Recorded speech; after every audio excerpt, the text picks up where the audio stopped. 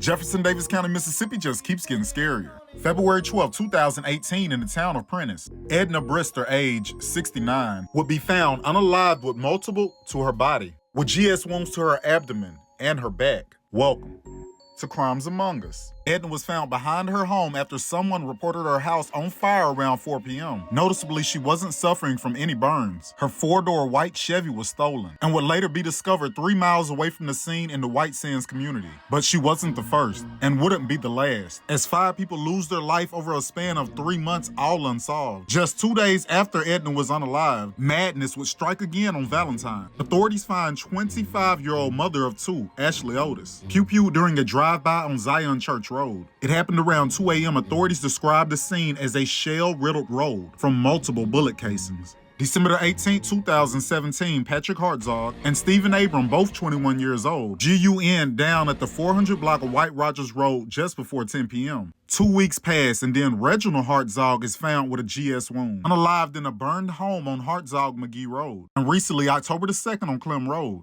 Marquita Goler, age 41, and Beverly Daniels, age 59, lost their life right before 4 p.m. in broad daylight. Investigators believe that the fight was between the 2 women. 71-year-old Carl Walden, who was there also, later passed away from his injury. Authorities say that the suspect fled the scene, but they already identified him and they hope to make an arrest soon. Now, I did try to find the name of the sheriff in Prentiss, but I had no luck. Now, some of those articles did mention a name, so I'm assuming that he is the lead on these cases. Chief Deputy Frank Riley, who has over 29 years of law enforcement experience with the Highway Patrol, and he is a retired Mississippi Bureau of Investigation agent. They said he's been there since like January. According to the Prentiss Headlight, he sets his sights on getting the crime rate down. Now, this is something really big to get excited about. It says, and taking time on these older cases. So if y'all have any information, correct me if I'm wrong. Tip lines are not recorded and they do not trace your number. They'll give you a ticket, and if a reward is offered, that's how you'll get it. Help is on the way. It's a new sheriff in town.